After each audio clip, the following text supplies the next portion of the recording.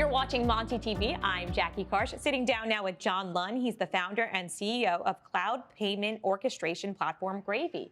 Thanks so much for sitting down with me. Thank you for having me. So what is cloud payment orchestration? So we're a technology layer that sits between a retailer selling online and all the payment types in the world. So if you think there's things like credit cards, we also have PayPal, and then in other countries you have other payment types like Ideal in Holland or WeChat Pay in China.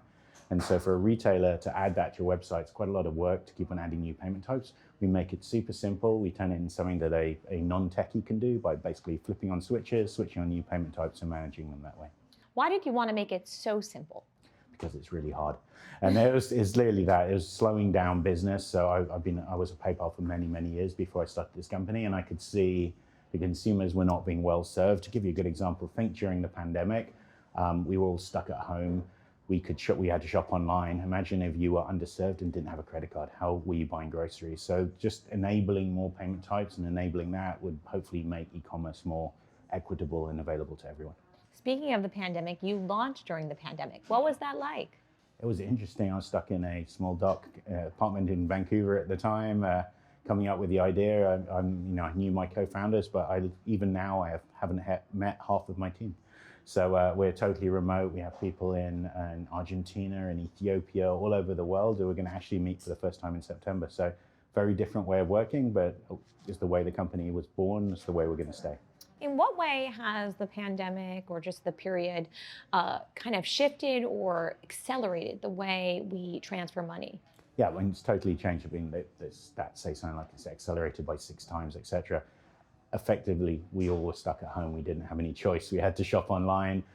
So, things that were perhaps small holes in the road became massive potholes, wheels fell off systems. So these things that weren't necessarily a priority before the pandemic became a glaring problem.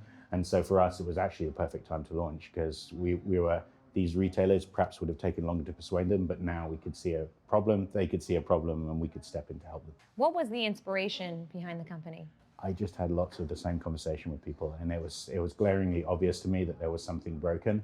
And what was broken is everybody building the same thing globally, but doing it with their own people in isolation. And to me, that's like, let's just build that. Let's build a tool we can give them. Everybody needs the same thing. Let's just give them one tool that does it. And so for me, it was pretty obvious once I spotted it, but it was a glaring hole. I know crypto is having a little bit of an upheaval right now, but how does it fit into all this? So we just view crypto and stablecoins as just another way to pay. So same as you would support an alternative payment type in Indonesia or Malaysia. And really for us, it's when retailers or merchants start asking for that. And many want to try it. Like many want to try and see what would happen if. With our platform, you can do that without engineering debt. So it's just another way to pay. Why not? You're really a veteran of the internet payment space.